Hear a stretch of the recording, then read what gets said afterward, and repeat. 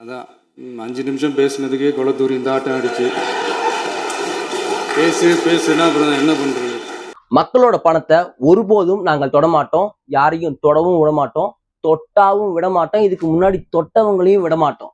என்னடா இதுன்னு பாக்குறீங்களா? எஸ், சட்டமன்றத்துல விஜய் அவர்கள் பேசின ஒரு சூப்பரான பஞ்ச் டைலாக் இதுன்னு தான் சொல்லணும். இந்த ஒரு வசனத்தை தான் அவர் பேசியிருந்தார். ரெண்டாவது, இது மட்டும் இல்லாம டிஎம்கே, பழைய டிஎம்கே ஜெயலலிதா அம்மா அவர்கள் இருந்தபோது எப்படி வந்து கலைஞர் ஐயா அவர்கள் இருந்தபோது எப்படி ஒரு திஸ் ஆர் தட் அப்படிங்கிற மாதிரி ஒரு ப்ராப்பரான வாதமா இருக்குமோ அப்படி இருக்கும்னு எதிர்பார்த்தோம். ஆனா இந்த முறை ஜெயலலிதா அவர்கள் இருந்தபோது எப்படியெல்லாம் பதில் கொடுப்பாங்களோ அந்த மாதிரியான பதில் மட்டும் இந்த டிவிகே சார்பில் இருந்து மட்டும் கிடைச்சது. வழக்கம் போல டிஎம்கே அவர்கள் வெளிநடப்பு செஞ்சுக்கிட்டே தான் இருந்தாங்க.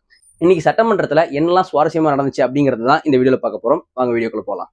இன்னைக்கு சட்டமன்றத்துல சிஎம் பேசுறாரு. பேச ஆரம்பிச்ச உடனே ஓட்டு போட்ட மக்களுக்கும் பிளஸ் கடவுளுக்கு சமமான மக்களுக்கு நன்றின்னு சொல்றாரு. பிளஸ் பெரம்பூர் தொகுதி மக்களுக்கும் நன்றி சொல்றாரு. ராஜினாமா பண்ணியிருந்தாலும் திருச்சி தொகுதி மக்களுக்கும் நன்றி சொல்றாரு. அதுக்கப்புறம் நிறைய திட்டங்கள் நாங்க என்னமோ புதுசா 2 வருஷத்துல ஆட்சிக்கு வந்துட்ட மாதிரி எல்லாம் பேசிக்கிட்டு இருக்காங்க. ஆனா நாங்க வந்து எத்தனை வருஷமா எங்களோட பணிகள் கிட்டத்தட்ட 1990களிலேயே ரசிகர் மன்றமா இருந்து அது அப்புறம் நற்பணி மன்றமா மாத்தி அப்புறம் விஜய் மக்கள் இயக்கமா மாத்தி நிறைய விஷயங்கள் செஞ்சுக்கிட்டே இருக்கோம். அது போக நாகப்பட்டினத்துல மீனவர்களுக்காக ஆதரவா போராட்டம் நடத்தணும்.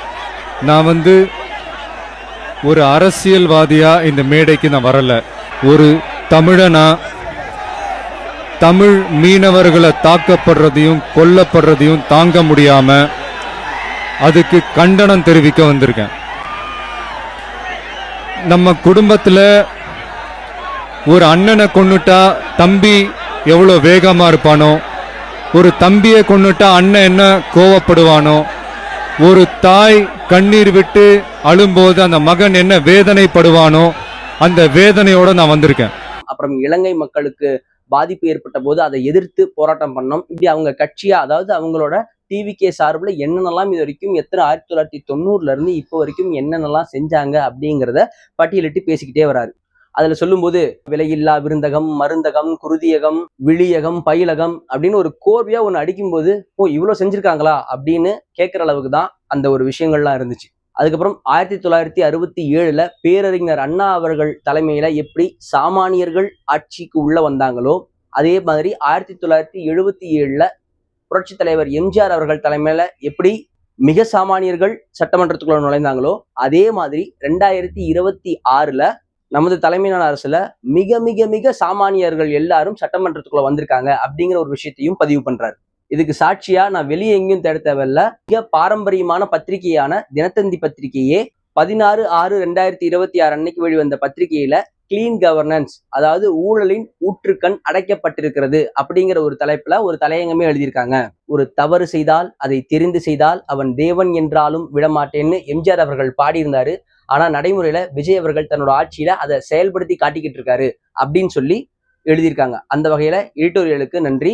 இதுல இருந்தே போதும், நான் வேற எந்த வகையிலும் எக்ஸ்பிளனேஷன் உங்களுக்கு கொடுக்க வேண்டிய அவசியம் இல்லை அப்படின்னு சொல்லி பேசுறாரு. அப்புறம் இன்னொன்னு சொல்றாரு, ஊரடிச்சு ஒலையில போட்டு அதுல இருந்து தப்பிக்கிறது தான் நிர்வாகத்திறன்னா, அப்படியாப்பட்ட நிர்வாகத்திறன் எங்க கட்சியில யாருக்குமே வராது, கிடையாது அப்படிங்கிறாரு. இன்னொன்னு, 2 வருஷம் தான் இருக்கு, இவங்களுக்கு எல்லாம் ஆட்சி பண்ண தெரியாது அப்படிங்கிறீங்க. ஆமா, எங்களுக்கு ஊழல் செய்ய தெரியாது, டெண்டருக்கு காசு கமிஷன் வைக்க தெரியாது, அப்புறம் அரசு ஊழியர்களா இருக்கிறவங்களுக்கு டிரான்ஸ்பர் கொடுக்கறதுக்கு இல்ல போஸ்டிங் போடுறதுக்கு அதுக்கெல்லாம் எங்களுக்கு லஞ்ச பணம் வாங்க தெரியாது. சோ இந்த மாதிரி எங்கெல்லாம் எந்தெந்த இடத்தெல்லாம் தேவையில்லாத ஊழலுக்கு முக்கியத்துவம் கொடுக்கிற வகையில நீங்க செஞ்ச அரசியல் எதுவுமே எங்களுக்கு தெரியாது, அது எங்களுக்கு தெரியவும் வேண்டாம் அப்படின்னு ஒரு அடி அடிச்சிருக்காரு.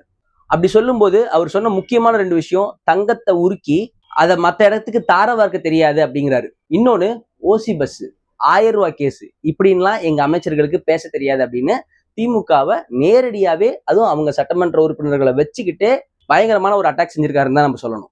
அதுக்கப்புறம் நிதி ஆயோக் கூட்டத்துல போயிட்டு நமக்கு தேவையான நிதி, என்னென்ன திட்டங்கள்லாம் முன்னெடுக்கிறோம், இந்த மாதிரியான விஷயங்களை பேசியிருக்கோம். அது எல்லாத்தையும் போக தாண்டி திருக்குறளை தேசிய இலக்கியமாக அறிவிக்க வேண்டும் அப்படிங்கிற ஒரு கோரிக்கையையும் நாங்க முன் வச்சுட்டு வந்திருக்கோம் அப்படிங்கிறத பதிவு பண்றாரு. சோ இப்படி நம்ம மத்திய அரசு கிட்ட போய் இணக்கமா பழகிறதுனால நாங்க அவங்களோட பி டீம் அப்படியெல்லாம் நீங்க ஒரு ப்ரொபகண்டா செட் பண்ண செஞ்சீங்கன்னா அதுக்கும் நான் ஒரு விளக்கம் கொடுக்குறேன். அதாவது அரசியல் என்பது வேறு, ஆட்சி நிர்வாகம், அதாவது ஒன்றிய அரசோட ஆட்சி நிர்வாகம் என்பது வேறு அப்படிங்கிறத இங்க நான் ஆணித்தனமா பதிவு பண்ணிக்கிறேன்ட்டு அந்த ஒரு நரேட்டிவுக்கும் ஒரு சுத்தி வச்சு டம்முன்னு ஒரு அடி அடிச்சு விட்டாரு. அதுக்கப்புறம் பேசும்போது ஒரு வார்த்தையை சொல்றாரு, டாஸ்மாக் டிபார்ட்மெண்ட்ல இருந்து பார்ட்டி ஃபண்டுன்னு வாங்கி குவிக்கிறது, அப்புறம் ஊழல் இப்பதான் ஒவ்வொன்றா வெளியே வந்துகிட்டு இருக்கு, அது எல்லாத்தையுமே தண்டிப்போம். அந்த விஷயம் பேசும்போது தான் சொல்றாரு, நாங்க ஏற்கனவே சொன்ன மாதிரி மக்கள் பணத்தை தொடமாட்டோம், எங்க கட்சியில இருந்து யாரையும் தொடவும் விட மாட்டோம், அப்படி தொட்டாலும் விட மாட்டோம், இதுக்கு முன்னாடி தொட்டவங்களையும் விட மாட்டோம் அப்படின்னு பேசுறாரு. இதை பேசிட்டு இருக்கிறதுக்கு தான் ஆப்போசிட்ல இதெல்லாம் கேட்டு எப்படி சும்மா உட்காந்துருக்க முடியும்? அவங்களால எந்திரிச்சு கத்த ஆரம்பிக்கிறாங்க. பார்ட்டி ஃபண்டுன்னு சொன்னீங்கன்னா எந்த பார்ட்டி யாரு அப்படின்லாம் எக்ஸ்பிளைன் பண்ணுங்க அப்படின்னு சொல்லி தாம் தூம் தூம் கத்த ஆரம்பிக்கிறாங்க. உடனே சபாநாயகர் அவர்கள் எந்திரிச்சு முதலமைச்சர் பேசும்போது இப்படி குறுக்கிடுறது முறையல்ல, அவை நாகரிகம் கிடையாது, உட்காருங்க. சிஎம் அவர்கள் பேசி முடிச்சதுக்கு அப்புறம் உங்களுக்கான பதில் நேரம் வரும். அப்ப எதிர்க்கட்சி தலைவர் எழுந்து உங்களோட கேள்வி எல்லாம் கேளுங்க, நிச்சயம் முதலமைச்சர் தரப்புல இருந்தும் முதலமைச்சர் இருந்தும் உங்களுக்கு பதில் கிடைக்கும் அப்படின்லாம் சொல்றாரு. ஆனாலும் அதையெல்லாம் காதிலேயே வாங்கிக்காம தாம் தூம் தூம் தூம் கத்திக்கிட்டே இருக்காங்க. அப்படி இருக்கும்போது டிவிகே கட்சியின் சார்பில் இருந்து ராஜ்மோகன் அவர்கள் பிளஸ் செங்கோட்டையன் அவர்கள் ஆதவ அர்ஜுன் அவர்கள் எல்லாருமே எந்திரிச்சு ஒரு வகையில பதில் சொன்னாங்க. அதுல அவங்க சொன்ன விஷயம் எல்லாமே இப்படி பேசும்போது திமுக சைட்ல இருந்து ஏய் அப்படின்னு ஒருமையில சிலர்லாம் பேசினாங்க. அதை ராஜ்மோகன் அவர்கள் எந்திரிச்சு அவையில் இப்படி ஏன்னு ஒருமையில பேசுறது ரொம்ப கண்டிக்கத்தக்கது, இதை நான் கண்டிக்கிறேன் அப்படின்னு பேசுறாரு. இன்னொன்னு, செங்கோட்டையன் அவர்கள் நேத்து நீங்க சோஃபா மாடல் அது இதுன்னு இன்னும் என்னென்னமோலாம் பேசுனீங்க, ஆனா அதையெல்லாம் முதலமைச்சர் அவர்களோட சொல்லுக்கு கட்டுப்பட்டு இங்க டிவிகளை எல்லாருமே அமைதியாக இருந்தோம். அதை எல்லாத்தையும் கேட்டுக்கிட்டு இப்ப முதலமைச்சர் பதில் கொடுக்குறாரு. அதே மாதிரி இப்ப அவர் பேசுறதையும் நீங்களும் கேட்டுக்கிட்டு குறிப்பெடுத்து வச்சுட்டு அதுக்கப்புறம் நீங்க கேள்வி கேளுங்க, அது வரைக்கும் அமைதியா உட்காருங்க, நீங்க சொன்னதை நீங்களே செய்ய மாட்டேங்கிறீங்களே அப்படின்னு சொல்லி சுட்டி காட்டுறாரு. ஆனா இது எதுக்குமே ப்ராப்பரா பதில் சொல்லாம கத்திக்கிட்டே இருக்காங்க. இப்பெல்லாம் போயிட்டு இருக்கு. அப்புறம் ஒரு ஸ்டேஜ்ல அவங்கள உட்கார சொல்லிட்டு சிஎம் பேச சொல்றாங்க. அப்ப திரும்ப சிஎம் அவர்கள் கண்டினியூ பண்றாரு, சமூக நீதி பேசுறேன்னு சொல்லிட்டு இருந்த ஆட்சியில எத்தனை பட்டியலினத்தவர்களுக்கு நீங்க அமைச்சர் பதவி கொடுத்தீங்க அப்படின்னு கேட்கிறாரு. நம்ம ஆட்சியில 8 பேருக்கு பட்டியலினத்தவை சார்ந்தவர்களுக்கு அமைச்சர் பதவி கொடுத்திருக்கோம். அவங்க எல்லாம் யாரு? நம்ம அண்ணன், நம்ம சொந்தக்காரர் அப்படின்னு பேசுறாரு. இன்னொன்னு, பெண்கள்ல எத்தனை பேருக்கு நீங்க அமைச்சர் பதவி கொடுத்தீங்க அப்படிங்கிறாங்க. நம்ம ஆட்சியில 4 பேருக்கு அமைச்சர் பதவி கொடுத்திருக்கோம் அப்படிங்கிறதையும் ரெஜிஸ்டர் பண்றாரு. பட்டியலினத்தவர் அமைச்சர்களுக்கு சொன்னதை வச்சு சொல்லும்போது அண்ணல் அம்பேத்கர் அவர்களோட 100 ஆண்டு கனவு இன்னைக்கு நிறைவேறி இருக்கு அப்படிங்கிறதையும் தங்கள் ஆட்சிக்கான ஒரு கிளைமா எடுத்துக்கிறாரு. அதுக்கப்புறம் இன்னொன்னு சொல்றாரு, தப்பே செய்யாதவங்களால, தப்பு செய்யவே நினைக்காதவங்களால மட்டும்தான் கூட்டணி ஆட்சி அப்படிங்கிறத நடத்த முடியும். அதனால மட்டும்தான் எங்களால கூட்டணி ஆட்சிகள் அப்படின்றத ஒண்ணு நடைமுறைப்படுத்தி இருக்க முடியுது. ஆனா இத்தனை வருஷம் இத்தனை ஆண்டுகளா உங்களோட கூட்டணியில இருந்தவங்களை எல்லாம் நீங்க எங்க மதிச்சீங்க? குறைந்தபட்சம் அவங்களுக்கு அமைச்சரவையிலையாவது ஆட்சியில் பங்காவது இது வரைக்கும் கொடுத்துருப்பீங்களா? மீறி கேட்டா மக்கள் அந்த கூட்டணி ஆட்சிக்கெல்லாம் ஒத்து வர மாட்டாங்க அப்படின்னீங்க. ஆனா இன்னைக்கு அதே மக்கள் தான் உங்களை பார்த்து சிரிக்கிறாங்க அப்படின்னும் நக்கலா பதில் சொல்லியிருக்காரு. அப்புறம் ஒண்ணு சொல்றாரு, அப்புறம் என்னென்ன சொல்லிட்டு இருந்தீங்க? Sofa model. அந்த சோஃபா மாடல்லாம் என்னன்னு புரியறதுக்கு எனக்கு இத்தனை நாள் ஆயிடுச்சு. இந்த சோஃபா மாடல் அதெல்லாம் எங்களுக்கு ஒரு வகையிலையும் தெரியாது. அப்படி ஒருவேளை உங்களுக்கு அந்த சோஃபா பிசினஸ் எல்லாம் பண்ணா நீங்க எவ்வளவு மத்த தொழில் பண்றீங்கல்ல, அது மாதிரி இந்த தொழிலையும் வெளியே போய் பண்ணுங்க, சட்டமன்றத்துல வச்சுக்காதீங்க அப்படின்னு சொல்றாரு. அப்புறம் நம்மளோட 2 நாள் வீடியோக்கெல்லாம் பார்த்துட்டீங்கன்னா உங்களுக்கு தெரிஞ்சிருக்கும், இந்த தமிழ் தாய் வாழ்த்து இஷ்யூ அதுக்கு எப்படா சிஎம் பதில் சொல்வாருன்னு எல்லாம் எதிர்பார்த்துட்டு இருந்தாங்க. இன்னைக்கு சிஎம் அவர்கள் எந்திரிச்சு ஒரு பதில் சொல்லியிருக்காரு. இந்த தமிழ் தாய் வாழ்த்து பாடலை வச்சுக்கிட்டு மாநில உரிமைன்னு சொல்லிட்டு உத்தமபுத்திரன் போல வேஷம் போட்டுட்டு இருக்கிற இந்த திமுக கட்சிக்காரங்களுக்கு அப்படின்னு பேர் சொல்லாம அவங்களுக்கு என்ன ஒரு பதில் சொன்னார் அப்படின்னா, ஆகஸ்ட் 22, 2021 ஞாபகம் இருக்கா? அதாவது சட்டப்பேரவையின் 100ஆண்டு விழா. அந்த விழாவுல முன்னாள் முதலமைச்சர் முத்தமிழறிஞர் கலைஞர் அவர்களோட படத்திறப்பு நிகழ்வு நடக்கும்போது பிரசிடென்ட் கலந்து கொண்டிருந்தாரு. அந்த நிகழ்ச்சியில national anthem followed by the தமிழ்தாய் வாழ்த்து அப்படிங்கிறது தான் நடந்துச்சு. அது மட்டும் இல்லாம இந்த நிகழ்ச்சியெல்லாம் முடிஞ்சதுக்கு அப்புறம் நிகழ்ச்சியின் இறுதியிலும் மீண்டும் ஒரு வாட்டி அந்த நாட்டுப்பண் என்று சொல்லக்கூடிய நேஷனல் ஆந்தம் பாடப்பட்டுச்சு. ஸோ இந்த அவையில மரபுல இதுக்கு முன்னாடி நடந்ததே இல்லை, மரபு மீறப்பட்டது அப்படி இப்படின்லாம் உருட்டிட்டு இருந்தவங்களுக்கு இந்த மாதிரி பதில் வந்தா நீங்க எப்படிதான் அவன் டிஃபெண்ட் பண்ணுவீங்க? தமிழ் தாய் வாழ்த்துக்கு அப்புறம் தேசிய கீதம் பாடினது தப்பு, தேசிய கீதம் 2 முறை பாடினது தப்பு. அப்படி ஒரு நிகழ்வு இதுக்கு முன்னாடி இந்த சட்டசபையில நடந்ததே கிடையாது. அந்த மரபையே மாத்திட்டீங்க. இப்படி ஒரு பெரிய ஒரு போர் மாதிரி எதிர்கட்சியை சார்ந்தவங்க எல்லாம் சொன்னாங்க இல்லையா? அந்த மாநில உரிமை போராளிகளை, அந்த மரபு காக்கிற உரிமை போராளிகளை ஒரே ஒரு கேள்விதான் கேட்கணும்.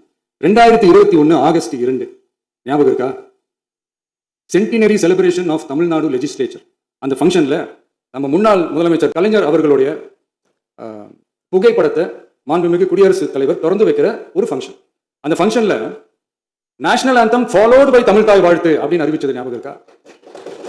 அதாவது தேசிய கீதத்துக்கு அப்புறமா 2வது முறையா, நோட் திஸ் பாயிண்ட் மாண்புமிகு பேரவைத் தலைவர் அவர்களே, ப்ளீஸ் நோட் திஸ் பாயிண்ட். தேசிய கீதத்துக்கு அப்புறம் 2வது முறையாக தமிழ் தாய் வாழ்த்து பாடப்படும் அப்படின்னு சொன்னது ஞாபகம் இருக்கா? அதுவும் முத்தமிழ் அறிஞர் அப்படின்னு சொல்ற நம்ம கலைஞர் அவர்களுடைய அந்த புகைப்படம் வெளியிட்டு விழாவில் அவர் இருந்த இதே சபையில தமிழை 2வது இடத்துக்கு தள்ளினது யாருன்னு ஞாபகம் இருக்கா? அது மட்டும் இல்ல, அந்த தேசிய கீதத்தை நாட்டுப்பண் நேஷனல் ஆந்தம்னு சொல்லி அதே ஃபங்க்ஷன்ல கடைசியா ஃபங்க்ஷன் முடியும் போது செகண்ட் டைம் தேசிய கீதம் பாடினதும் ஞாபகம் இருக்கா? இதே அவையில் தான், அது அவை குறிப்பிலும் இருக்கிறது, இதே அவையில் தான் நடைபெற்றது. இந்த நேரத்தில் இந்த ஆதாரங்களை அளித்த மாண்பு முதல்வர் அவர்களுக்கு நன்றியை தெரிவித்துக் கொள்கிறேன். டவுட் இருந்தா இந்த புக்கை பார்த்து தெரிஞ்சுக்கலாம். அப்புறம் இதெல்லாம் சொல்லி முடிச்சுட்டு இதெல்லாம் என்னன்னு கேட்டா அது பிரசிடென்ட் கலந்துக்கிட்டது அப்படின்னு சொல்லுவீங்க. அப்படின்னும் பதில் சொல்லிட்டாரு. அதே மாதிரி தான் இப்ப விஜய் சொன்ன மாதிரி தான் உதயநிதி ஸ்டாலின் அவர்களும் வெளியே வந்து பிரஸ்ல இதை குறித்து கேள்வி கேட்கும்போது, ஏங்க இந்த ஆட்சிக்கு இந்த புரோட்டோகாலே தெரியலங்கிறது ரொம்ப வருத்தமா இருக்கு, அது பிரசிடென்ட் நிகழ்ச்சி, அது தனி புரோட்டோகால் அப்படிங்கிறாரு. ஆனா ஆளுநருக்கு அந்த மாதிரி எந்த புரோட்டோகாலும் இல்லை அப்படிங்கிறாரு. சோ முன்னுக்கு பின் இப்படியே முரணா நீங்க பேசிக்கிட்டு இருந்தீங்கன்னா திமுக மீதான மதிப்புங்கிறது மக்கள் கிட்ட குறைஞ்சிக்கிட்டே வருது, அது அதிகமா ட்ரோல் மெட்டீரியல் ஆகிக்கிட்டே இருக்கு அப்படிங்கிறதையும் எதிர்கட்சியினர் ரொம்ப கவனமா எடுத்துக்கிட்டு ஆக்கப்பூர்வமான அரசியல் செஞ்சா நமக்கு ரொம்ப நல்லது அப்படிங்கிறது மக்களுடைய கருத்தா இருக்கு.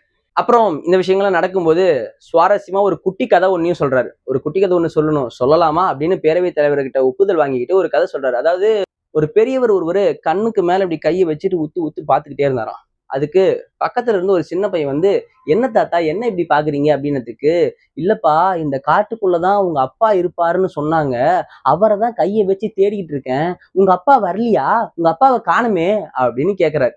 உடனே சட்டசபையில எல்லாரும் சிரிக்கிறாங்க. எடப்பாடி பழனிசாமி அவர்களும் விழுந்து விழுந்து சிரிக்கிறாரு. இதை சொல்லி முடிச்சுட்டு, எங்களுக்கும் இந்த மாதிரி சம்பந்தம் இல்லாம கதையெல்லாம் சொல்ல தெரியும், இதெல்லாம் விட்டுட்டு ஆக்கப்பூர்வமான கேள்விகள் கேட்டீங்கன்னா அதுக்கு நியாயமான முறையில நாங்க பதில் சொல்ல என்னைக்குமே தயாராக இருக்கிறோம்.